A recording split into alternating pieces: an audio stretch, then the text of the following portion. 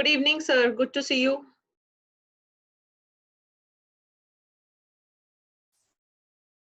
Sir, you're on mute. Sir, you're on mute.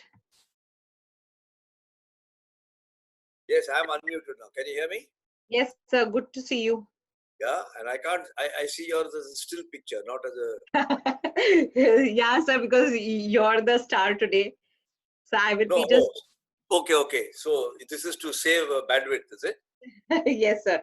So what I would do is, now we'll start the session. Yeah. Welcome all of you. It's a pleasure to have all of you connected for RG's session. This is the second of the series of our webinar that SPJIMR has launched, partnering with New Learn. It definitely gives me immense pleasure in introducing the leading light, who we fondly call as RG. With almost 50 years of experience, who else would have done justice to the topic of what power does to your brain? I cannot escape without informing you about some of his recently launched book. One being The Made in India Manager, which discusses the various factors about the prominent presence of Indian professionals at the leadership level across the world. He, along with SPJIMR faculty members, has published 3 new books on leaders who have built institutions. Some of them are definitely listed here. More details could also be found on his website, themindworks.me. We will be starting with these sessions soon. If you have any Q&A, we would be answering that in the last 15 minutes. Meanwhile, we will just listen to the maestro himself. Without wasting any more time, respected RG, please take over the torch. Okay, can you hear me now? Yes, sir, very clearly. Good. Well, good evening to all those who are online, and my thanks to SPJIMR for arranging this webinar. I'm told there are very distinguished and senior people on the webinar, and I'm very happy to talk to you about a subject which has been bothering me, and I've been thinking about it for quite some time. But before that, I just want to say a quick word. We are all experiencing exceptional times, and I think we must jointly hope and pray that the most invisible object of mankind knows has brought the whole world to a standstill. And may this pass, and may we all get back to normalcy. I don't know whether it's in 3 months or 6 months or 9 months, but our determination and collective collaboration will be very, very helpful in this regard.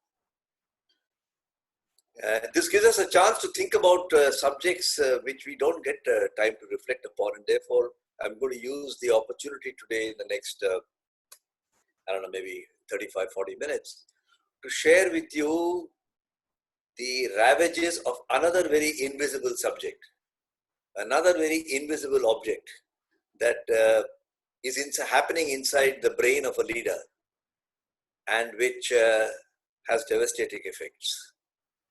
So let me first tell you how I got interested in the subject of the relationship between power and the human brain. Because I'm not an organizational behavior person, neither am I a neuroscientist. So for many years, and I'll tell you how many years, it's quite long, I have always wondered, why is it that managers rise to, I'm going to talk about managers, you can apply it to bureaucrats, police officers, anybody you want, but I will keep it to managers. They rise to the top in their organization through hard work and leadership, and then they get fired when they reach the top or somewhere in very senior positions. Let me give you 2 stories or anecdotes. They're all true. You know, when I was a young student studying in IIT Kharagpur, which you can imagine is a long time ago, 50 years ago, I used to be very keen to read Time magazine. And I was stunned to see in the library an issue of Time magazine, and I'm talking of 1966 now, and it was an episode that happened 20 years before that. So it is 1946. And this 20-year-old issue of Time magazine, which was lying in the junkyard in the library of my IIT, showed the picture of a rather big-looking man sitting in a very ornate chair, CEO's chair. And the whole chair was being lifted by 4 people who looked like a police or armed guard, and is being carried out of his wood-paneled office. I got very intrigued by this, and when I read the story, it was a depiction. Remember 1946, the World War had just sort of come to an end in the previous year. There was a very major retailer company called Montgomery Ward. It was the equivalent of Walmart today. And Montgomery Ward used to supply tractors and auto parts and various things which were very important for the US Army, which was engaged in the war. In 1944, that company was facing labor trouble, and the chairman would not be able to settle with them, whatever the reasons may be. And President Franklin D. Roosevelt felt that he should intervene. And he told the company, if you don't settle, then I'm going to mediate. And he passed an order saying this is the way the matter should be settled, and let the supplies to the US Army not be disturbed. Montgomery Ward had a chairman whose name was Sewell Avery.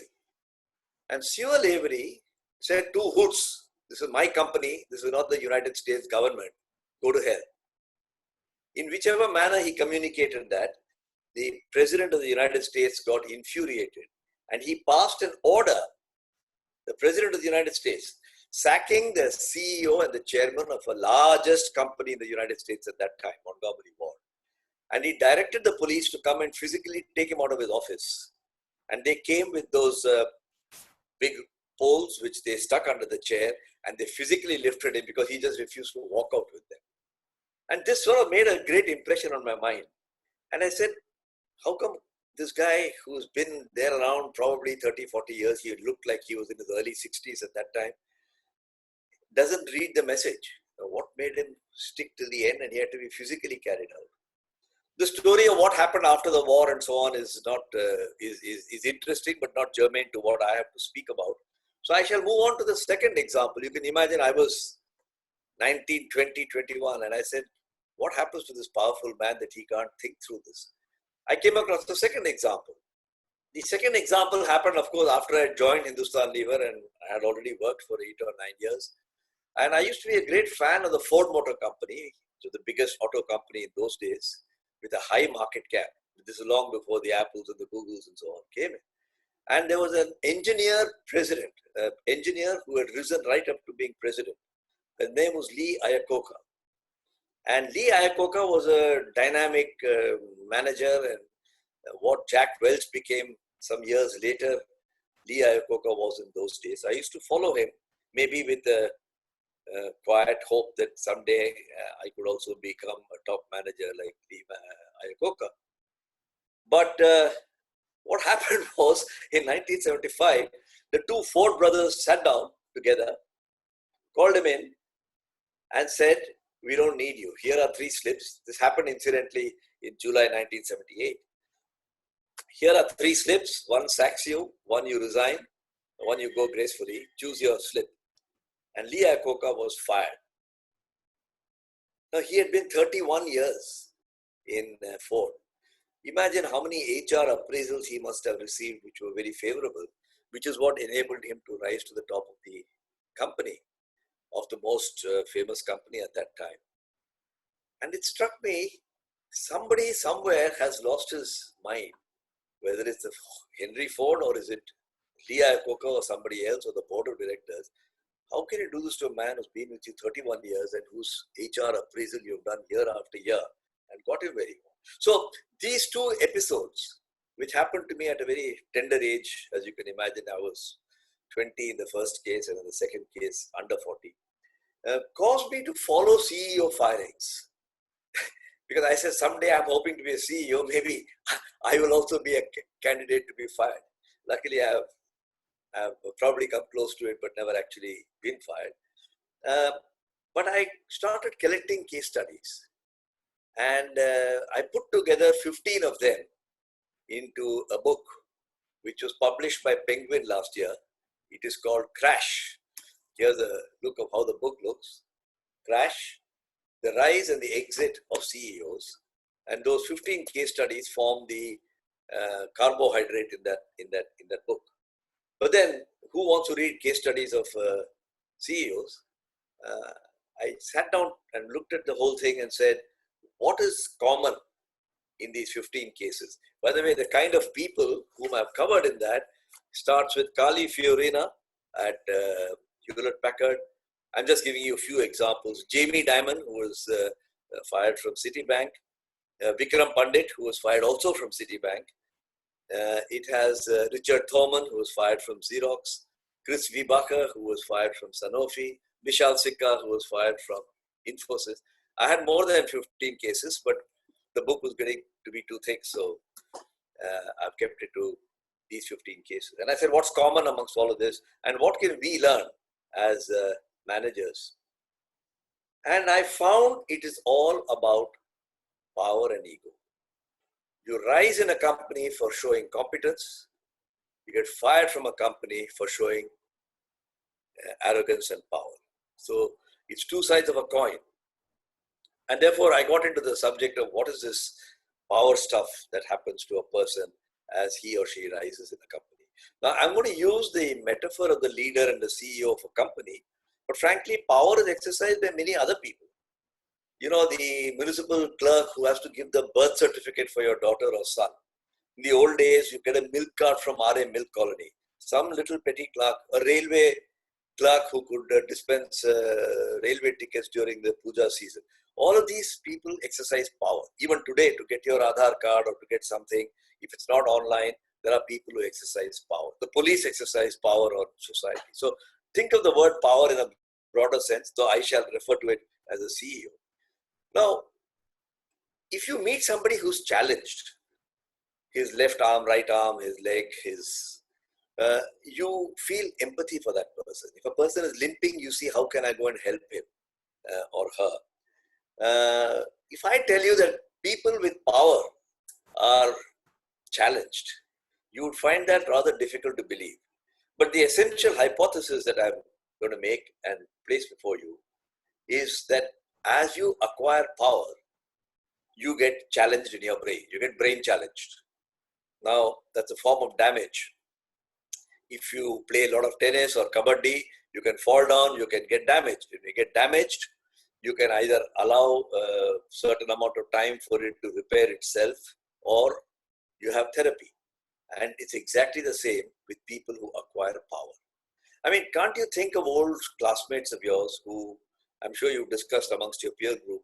You know, Suresh was a very nice guy. We used to study from 6th standard to 11th standard together. And now he's become a very big shot. He's a vice president of some company. But he looks at us with a great deal of disdain. He's not the same warm Suresh whom we knew earlier. That kind of comment we make about people who have risen disproportionately highly compared to the rest of their peers. And that's a symbol of us saying that there is something that's changed about the person. Actually, the person is not conscious of it at all. That's the interesting thing. The person thinks he's perfect, the same old Suresh. But nobody around Suresh thinks that he's the same old Suresh. So there's a lot of literature available on this. But you just think of some of our politicians, some of our corporate czars, government officers, powerful people who are in the public glare. Think of a club managing committee, not just companies. Think of a building society, a cooperative society, a temple trust. Try to get a ticket to go to Shirdi to go and see, and you'll see how many people show their power. So all of these demonstrate that behavior changes when you get to exercise power over somebody else. And my hypothesis, for which I'll give you some evidence and what you can do about it, is that this happens because there is a damage to your brain. Temporary damage, luckily, but there is a damage to your brain. So I researched these questions, and my book, Crash, has two parts to it. The second part has these 15 case studies, but the first part is what is horizontally, I went through these 15 cases, what is common. and what are the lessons that we can learn. So that's how the book is constructed, and it has given me a lot of insights to be able to write that book and publish it. Now, let's understand the symptom that you see. Just like if I say your leg is hurt, the symptom that you see is the person is limping. If I say you got a cold, the symptom that you see is that your nose is running. When a person has power, the symptom that you see is that the behavior has changed. इतना रौब दिखाता है आजकल, वो वही नहीं रहा जो हमको पहले पता था. And I use the word damage. Perhaps I could be accused of making it dramatic, but if you hurt your leg, you could say you damaged your cartilage or damaged your foot or your thigh muscle. And then the damage can be reversed, of course, through therapy or rest. And it's exactly the same with your brain. So I will use the word damage. Many people think damage is a very strong word, but you use it for your body. You say that my left arm is damaged while playing tennis, my thigh has been pulled, muscle has been pulled, it's damaged and therefore I need therapy. So I like to use the word damage. And it's been happening for a long time. It's not just with CEOs. You know, I have seen a Shakespearean play called Coriolanus. And Coriolanus was a Roman general. And his mother, he always thought that if I get too close to my people, I will not be able to carry out my functions as the head of the city. His mother pleaded with him. She said, when you are the head of the city, you must reach out to people. But he didn't agree with them. There came a famine, there was a shortage of bread, and the play, Shakespeare's play, opens with a scene where Coriolanus is standing at the top of the flight of stairs at the city hall. And there are hundreds of people, citizens, shouting for bread. And Coriolanus and the crowd has an interaction which shows his imperiousness. They stone him, and they stone him to death. That's a reason I'm mentioning it is not to dramatize it again. It's a Shakespearean play, but it happened in BC. More recently, you've all heard of a ship called the Titanic, which sunk about 106 years ago in the Atlantic. Now that Titanic had a captain called Captain Edward Smith. So I've taken one example from BC, I'm taking one from 1914, and then of course all the corporate examples which are more recent. Captain Ed Smith had been a ship captain for 45 years. He had taken a ship to almost every part of the globe. And he made a speech 5 years before the Titanic was sunk. And he said in the speech, I have never been in an accident. I have never seen any ship in distress. And I have never been in a predicament that threatened to end in disaster. Now, who would make that kind of statement? It's like somebody saying, I've never failed to hit a century when I've played every innings of cricket. Well, 15th of April 1912 marked the sinking of the ship. Captain Ed Smith was. So it shows that in 5 years' time, all his track record got disturbed. It's like a CEO who says, every company I went, I have turned around. My profits have increased, my margins have increased. And then he meets his nemesis, given a certain type of circumstance. So I have two messages for you, those who are listening to me. First, that the brain impact happens to anybody with power. We are caricaturing today CEOs of companies because we are all in that business of being in the private sector. Power is like wealth. Anybody can acquire it if certain things happen. But once he's acquired it, he doesn't know how to handle it. It's exactly like wealth. You got lots of money. If each of you had 500 crores, 1,000 crores in your bank, you wouldn't know what to do with it. Chances are you'll go a little nuts. The second point I want to make is just like wealth, the more you chase power, the worse it becomes. So being aware of this danger, that I will not know what to do with this power once I've acquired it, is a great sobering influence. So, how exactly does power damage your brain? Well, I'll put it in non-technical language because I presume this audience does not have any neuroscientists and I'm not competent.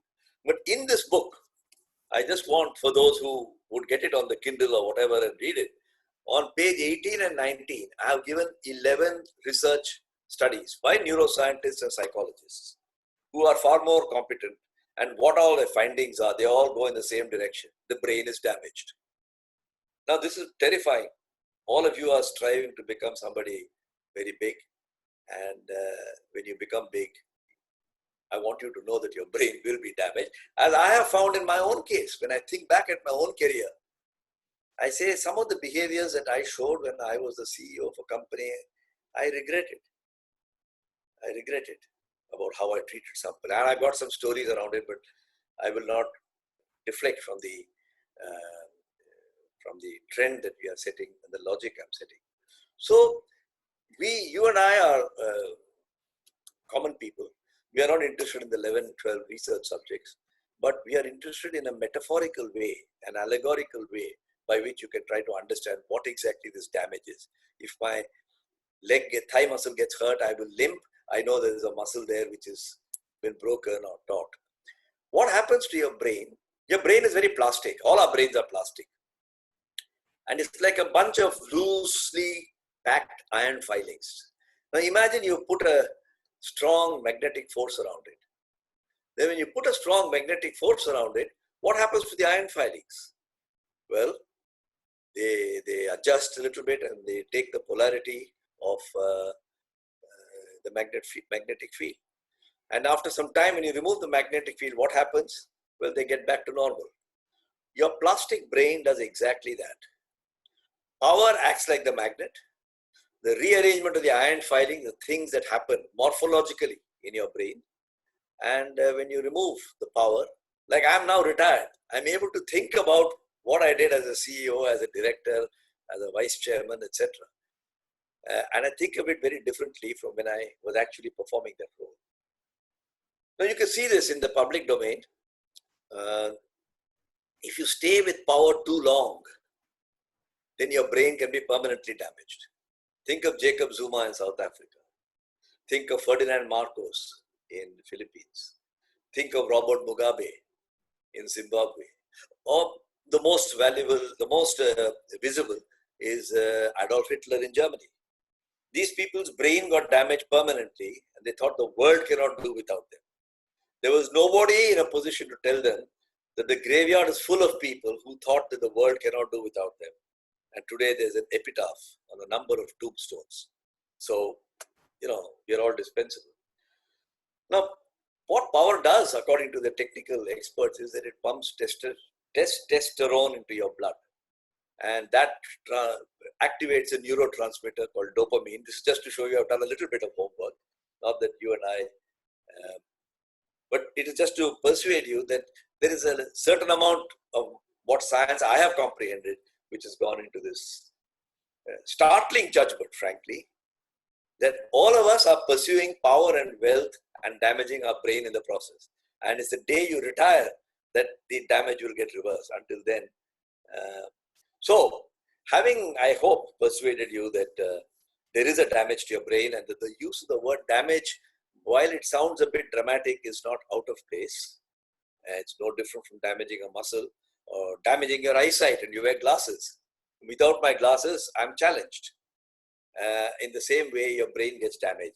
The only difference is the only form of damage which you don't know anything about is power in the brain. You see, if your heart arteries are damaged, you may be breathless. If your blood pressure is high, you may get certain symptoms. But the person with power has no symptoms. And the remarkable thing is like asymptomatic coronavirus. The person's carrying coronavirus, but he's not conscious of it till so many days are over. And therefore, it is a very dangerous thing that all of us encounter every day and inflict on other people. And therefore, I thought this is a very important subject. In the book, there is a chapter where I have described what can you do about it. The solution is not for all of us to become Swami Vivekananda or Gandhian.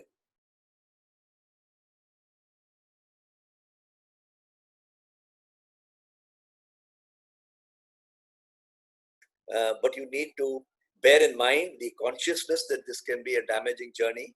It's like having a bit of, if you have a drink, Lots of drinks damages your health. But if you have a drink twice a week, it's okay. It's not. So you can't stop chasing power. And I have given in the book the 4 broad ways in which you can neutralize or mitigate the effects of power. Just to be complete, I will mention them. Practicing natural gratitude. Second, meditate on kindness.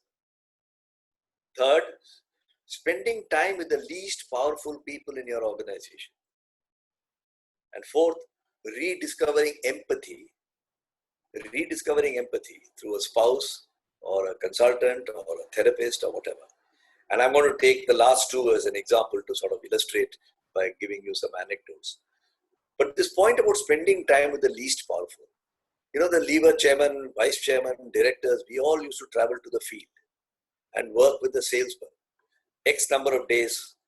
We used to go to the factory. We used to be with people because it demonstrates an empathy. You see, when Belchi happened, Mrs. Gandhi immediately took a plane. She was out of power, but she's a former prime minister. She went to Belchi and she wiped the tears of the women there because of some unfortunate event that happened there.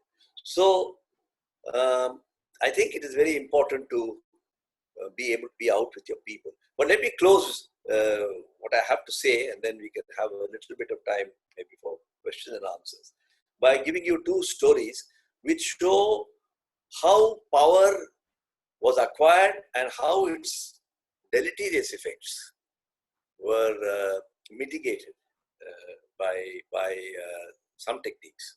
The first one I want to talk about is a Clementine mirror. Now, I've described the detail in the book. Clementine was the wife of Winston Churchill.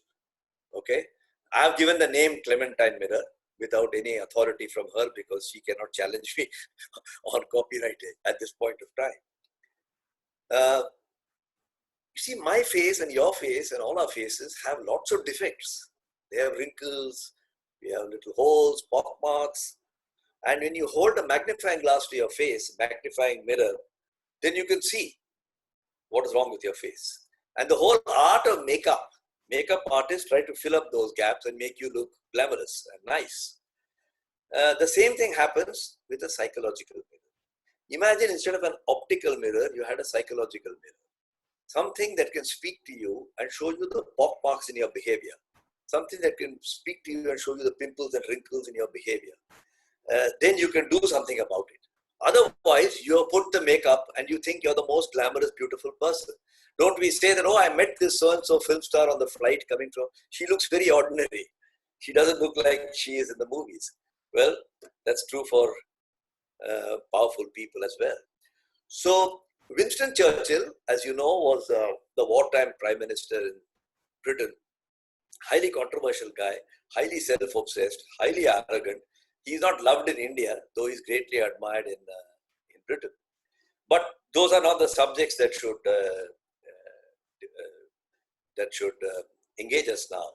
But during the war, because he used to drink also quite handsomely, he was very unpredictable and moody.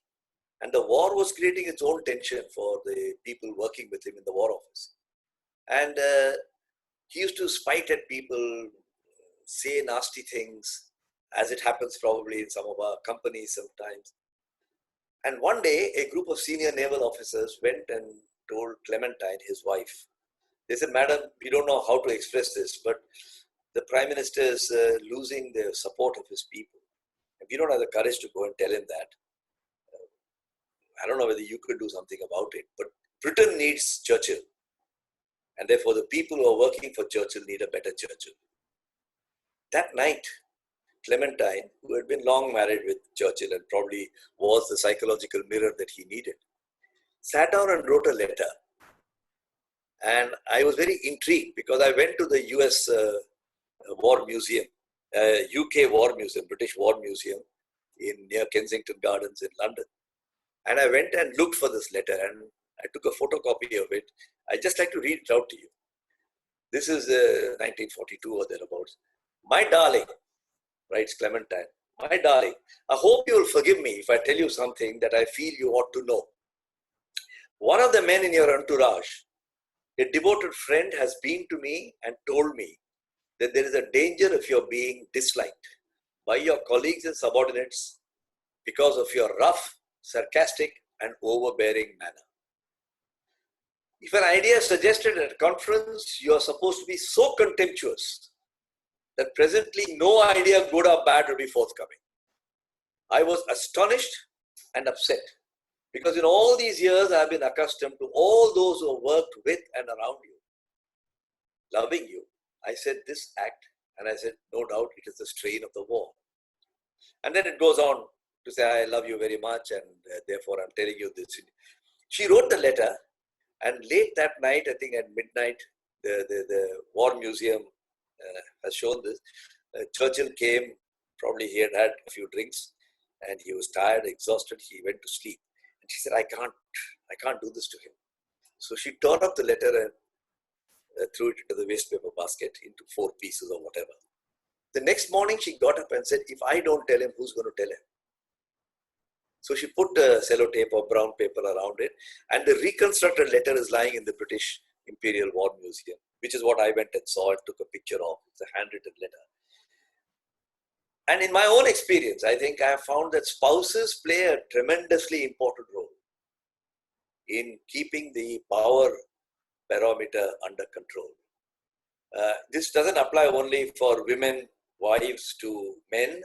It applies for men to arrogant women. I mean, it is not, this is gender neutral. And the best psychological mirror you can get is a spouse. If it's not a spouse, it can be a very dear friend, it can be a parent, it can be a son, but it's somebody who's very close to you and doesn't feel threatened by you. I don't know how many disasters my wife has saved me from, and I suspect that's true whether you're gents or ladies listening to me, of your spouse as well. You don't like it at that point of time, right?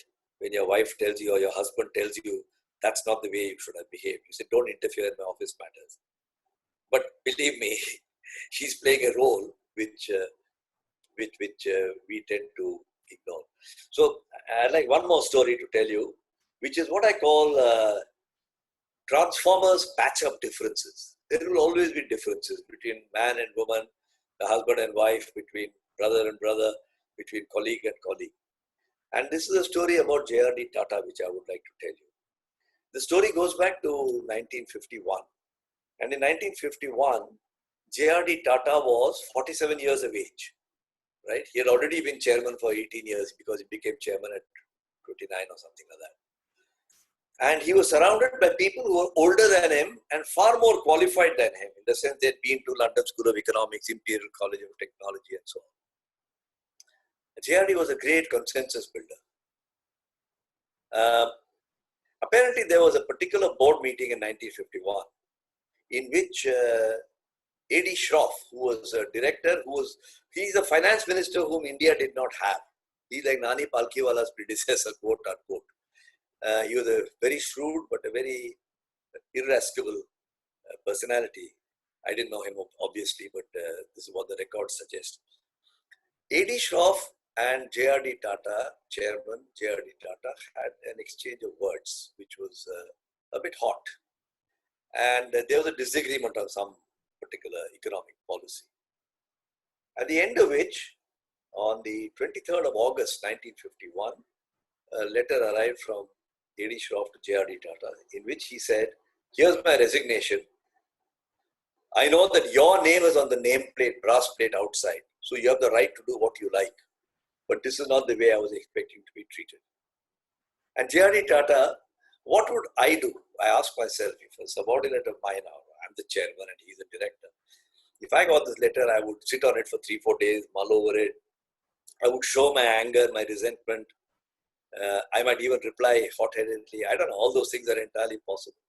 The letter that J.R.D. Tata wrote is 23rd August 1951. It doesn't exist in the Tata archives, by the way. I had to pull this letter out from the A.D. Shroff Memorial Archives. And look at the way this letter is written. It's a mastery of the use of the English language and Zakam pe marham lagana, literally. I was surprised and upset at receiving your letter. I do not remember the exact words that I used during the somewhat heated exchange at our meeting. But my complaint to you merely was that an argument you used to score a debating point over me was not an honest one. Surely that's a far cry from questioning your own honesty. I may say your argument is not an honest one, but I'm not questioning your honesty. You have a right. This is J.R.D. Tata writing. You have a right to resent my speaking angrily or showing you discourtesy as a result. And for that, I sincerely apologize. Full stop. I mean, there is no ifs and buts or humming and hawing. If friends and associates decided to part every time they had an argument, life would become very, very difficult. You refer to it as my firm, except that I am personally a relatively minor shareholder, yet some 0.01%. I don't think there's any difference on that account in any of us. We all work for it and we should think of it as our firm. And he ends with a little childish prodding. He says, the trouble, Adi, his name was Adi Shroff, the trouble with us both is that we both have hell of a temper. It's a very sweet, touching letter. Of course, Adi Shroff didn't resign and he stayed and he completed his full term and in due course he passed away. So I will not carry on. I've got other stories, but I think I should allow enough time for a short question and answer, which I would request Vanita to sort of coordinate, because I can see that there are a number of comments have come, but I have not been able to follow the comments. So I will wait till Vanita summarizes it in some way, and I am very happy to spend the next 15 minutes. If you get a chance to, in this lockdown time, to get a Kindle version of Penguin published Crash, you may find a lot more detail. But I hope I've whet your appetite, if nothing else. Thank you very much for your patient listening, and thank you, Vanita, for arranging this, and Sonal and others who have been working on this. Thank you, sir. Thank you. Thank you for your session. It was definitely very insightful and amazing. Some takeaways that I had is hired and fired are two sides of the same coin, where we say competence being positive and power definitely a negative connotation. The more you chase power, the worse it becomes. And yes, of course, the plastic brain gets damaged. Hence, there are many leaders who definitely follow the powerful phrase which says influence without power. I liked one more aspect of this session, that was spouses, though being different, they still keep the barometer of power and control. Very, very insightful. Now I'll keep the floor open for the audience to ask questions and answers. Pick up some questions. I already have 2 questions here. So can we consider ego also as a power form? This is from Sandeep Mudiliar.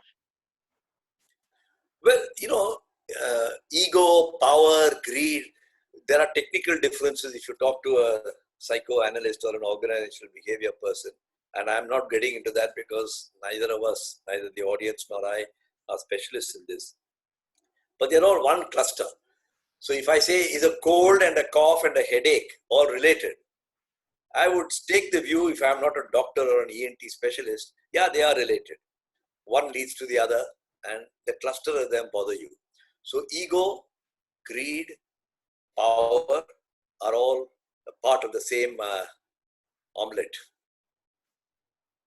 Okay. And CEOs, managers who are rising in organizations, bureaucrats who are becoming ministers, who all suffer from this combination of greed, ego, and power.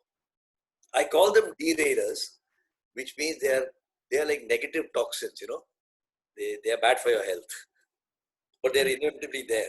You can't keep your body and live in a world which is zero toxin. That's not possible. And you have to learn how to deal with the negative toxins, because we are all being assailed by negative toxins. The thing about the brain and its damage is that it's not even in your consciousness. It's like coronavirus. You can't see it. Nobody understands it. It spreads very fast. It has very deleterious effects, and it leaves you in confusion. And that's what power does to you. Power, because and it's not only the CEO, by the way. I've used the word CEO because the board of directors, the chairman of the board, all of these, a vice president to a general manager. It happens across. I'm using CEO illustratively rather than as though all CEOs are crazy guys. That's not what I want to say. I've been one myself and I don't think I'm a crazy guy, but I've had my spots of craziness for sure. So there are many questions popping up, but I will try and make it a little more effective in terms of picking and choosing the questions. There is yet another question which says, enormity of the situation, Titanic example, brain going numb, fear of taking decisions, question mark. Is this an issue with the CEO which came up in the research?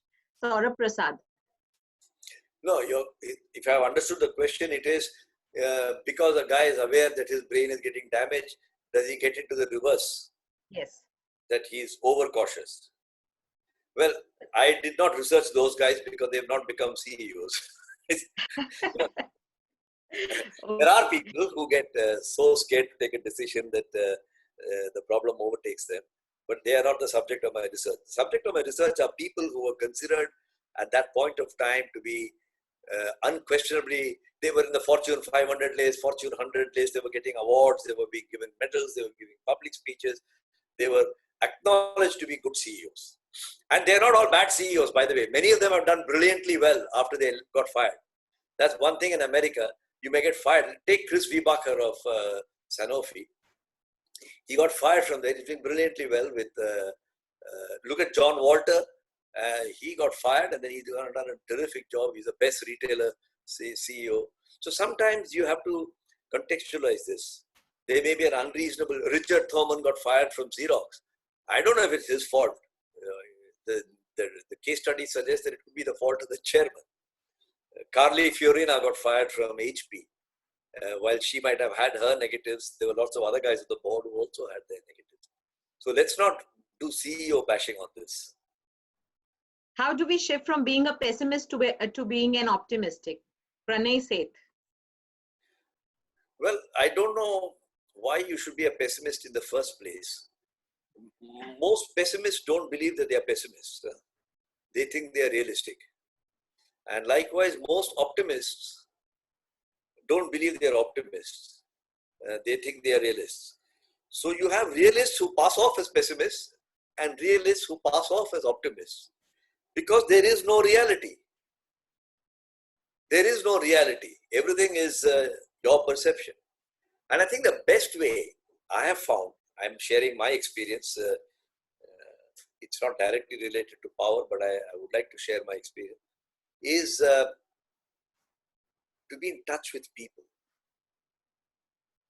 Your realism or your optimism, your craziness and your ego, everything gets settled when you are in touch with the field and the people who are on the front ends of the company. Those who isolate themselves from that and live in their plush carpeted offices tend to get lost. I have a story which I would like to mention since it's come up. You know, when I was already a regional sales manager. This goes back 40 years. And I went to work in Jalandhar. Now, Punjab was not exactly a territory either for language or for culture and customs that I was familiar with at that time. And I told one of my senior salesmen, he was twice my age, that his work in the market was not very good. I used to judge work in the market by carrying a little diary in which I made little notes, like a work study engineer. Sounds a bit silly now, but I did it. And he told me, "Aap karke dikhao mujhe." He brought me down several pegs. I had a choice to show him my power and say, how dare you tell your regional manager this? But I went and worked in the market in Jalandhar with him watching me. Luckily for me, I made a mess of it. It was terrible.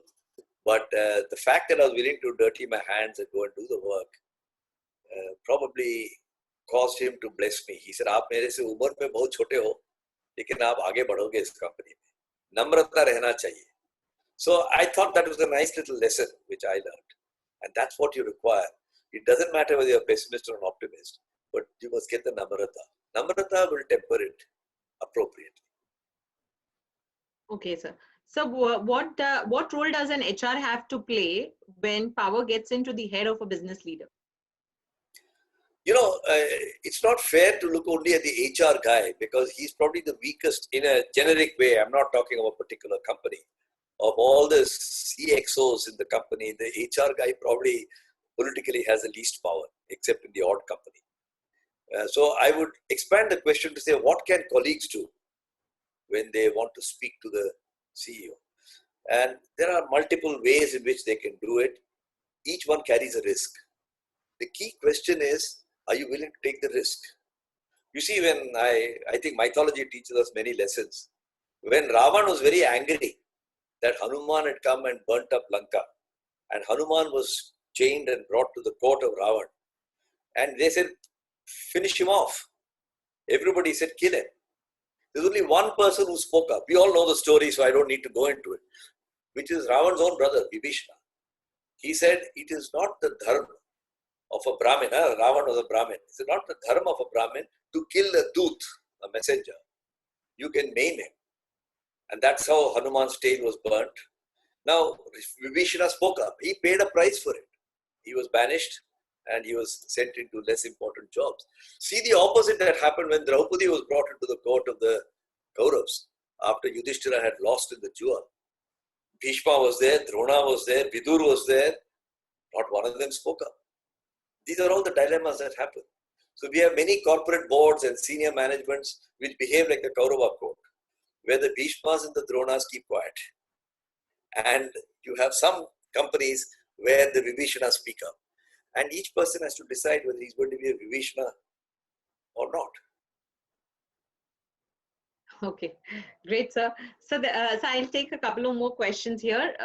Sir, thanks for the wonderful session. This is by Mr. R. Kannan. When does a good intended person become a megalomaniac?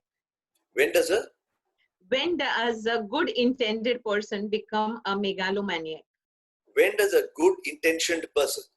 Yes. You have to ask yourself the question, am I delivering my job by the exercise of power? Now, it is not suggesting that nobody should exercise power at all. But we are all sensitive when you have excessive power. In my many years of being married, and I'm sure there are many people in the audience who will understand this, my wife often tells me, listen, it's not what you said that mattered, it's how you said it that I'm objecting to. Okay? And we must think about the transactions of yesterday to understand when we are becoming a megalomaniac. Your wife may tell you, your friend may tell you, you have to be open to it. And I think you become a megalomaniac when you don't brook any contrary opinion. You think of the Roman emperors, Tiberius, Caligula, they just wouldn't listen to anybody. And that, when you're finding you're very short-tempered and not interested in listening to people because you have to get on with it, it is the first signs that you may be becoming a megalomaniac. Okay, great. Okay, so sir, I have can I take a couple of more sessions? Questions? Is that okay with you? I'm okay. You close whenever you need to, and I want to okay. add much of use to your. So as I moved up the ladder, there have been several situations where I'm stuck between people management versus work done. That is being aggressive. If we prioritize either of them, either work or people are affected. Will be great to know what your advice on how to effectively manage this situation. This is a fantastic question because it's my favorite question, which I have also wrestled with. So I cannot dismiss what you're saying as being irrelevant. I've also wrestled with this. But after the magnet was removed from my brain and I stopped being a CEO and I've been able to think with a more normal brain, I've come to an insight which I shall mention to you in case it's useful. We have the wrong impression as corporate managers that the work has to be done and it has to be done by me.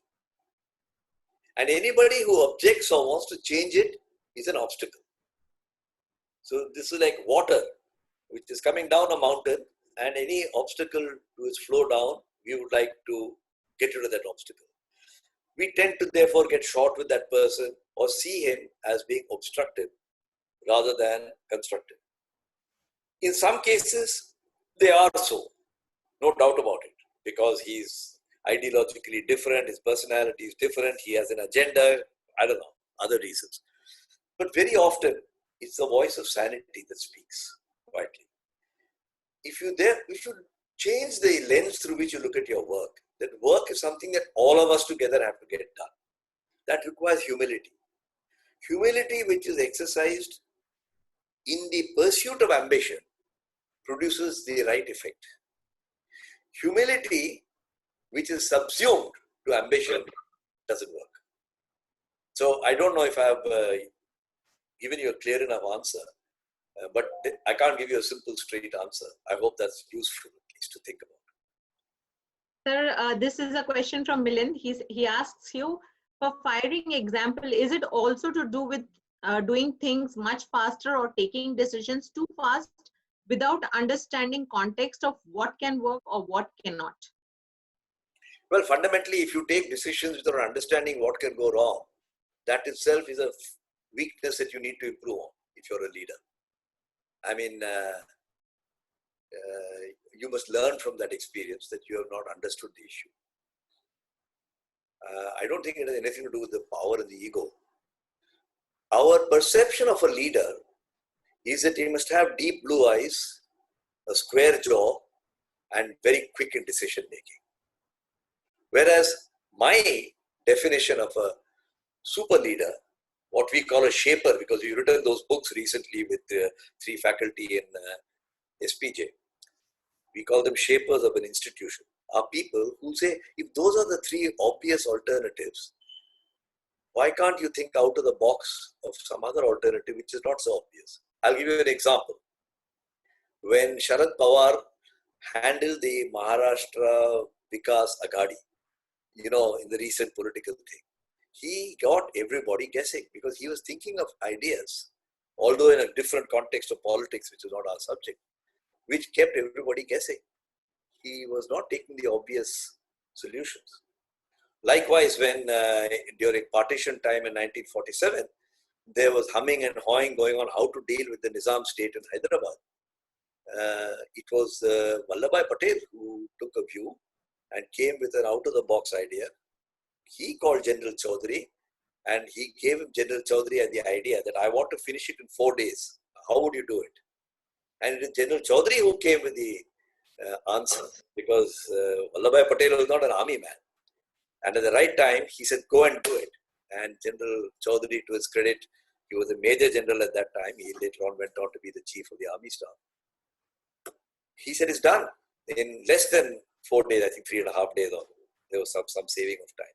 So I think it is that willingness to specify the task to the subordinate and let him come with answers that I think helps about. Okay. There are lots of fantastic examples in history. I hope I'm a great fan of looking at history, looking at mythology, because it gives you human examples of dilemmas which we all face. But the biggest mistake you can make is thinking that, oh, the world has changed, technology has taken us over, hurry up, you have to take decisions quickly. You can't do that. So CEOs are also fired when no arrogance or they are power centric. Could this be competency, or Yes. have they not managed their promoters well? No, I think there are many reasons why CEOs get fired. It's not only for arrogance, so don't get it wrong. We are assuming that he's competent. All these 15 people that I've covered in this book are highly competent people, and they've shown some fantastic results as well. But in spite of that, they were fired because there was an interplay of arrogance, either by the board or by them or their subordinates. So yes, you're quite right. The first thing is to establish your competence. And then you must get the first thing is to establish your managerial competence. The higher level things to establish your emotional competence. Okay, so I'm combining two questions here. How does one know when your brain is damaged? And the second one is there any way in which a CEO can find out whether he's crossing the line through brain damage? What are the symptoms? Yeah, I don't think I should get obsessed about this brain damage, because you can't go and give slices of your brain to somebody to examine under a microscope. It is the behavior that came out of the brain damage that I would focus upon. And the way you know it is, I've followed a practice for the last 10, 12 years. I should have started it much earlier, where I would think about what all happened yesterday in my relationships, whether it's with the people in the office or people at home or growing up children, daughter-in-law, whoever. And I would tell you that it's 5:30, 6 o'clock in the morning, your mind is very clear. And I could realize I could have done some things better. If you can even reflect on it, you're going to make mistakes. Let there be no doubt about it. But is the willingness in your own heart to accept the mistake and try to correct it the next time? Like I was a very impatient fellow. I have to admit. Now I'm far more patient. And one guy asked me, he said, "Sir, if you could have been like this 20 years ago, it would have been so much better." I said, "Yeah, but I wasn't like that 20 years ago." So nowadays I try to share experiences, not to make 50-year-old people, 70-year-old people into 50-year-olds, but to try to bring some wisdom through experience. So I think I'll go with the last question, and that would be my question.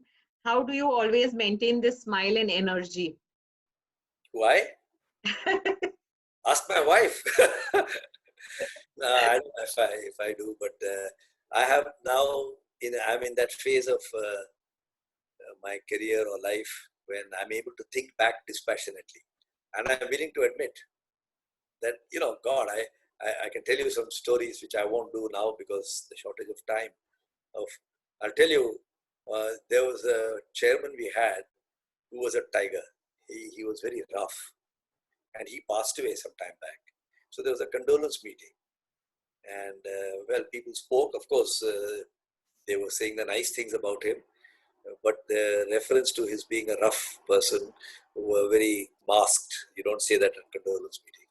At the end of the meeting, when we were walking out, a young man, younger than me, he is now 55, so I call him a young man. He came to me and he said, "Do you recognize me? I'm so and so. I was in this factory accountant." And he then said to me in Bengali, he said, "You're also a very tough guy in your time." And I said, "Bloody hell, this guy remembers it after 30 years, 20 years. Imagine what maybe I shouldn't have behaved that way at that time." Great, sir. Well, I hope it was useful to your colleagues and friends who have joined. And thank you very much for arranging this. I enjoyed preparing for it. Yeah, sir. There are people who are asking for more sessions of yours. So, we will stop here because it is sharp 7 o'clock. I will share with you some of the questions which we were not able to answer. Right. And maybe people could also visit your website and see all the books that are there. So they can refer to your website as well. Right. Thank you very much, sir. Thank you. All the best. Thank you. Good luck. Take care. Thank you, sir. Bye. Bye. Bye. Bye, everybody. Thank you, everyone. Thank you for joining us. Thank you very much.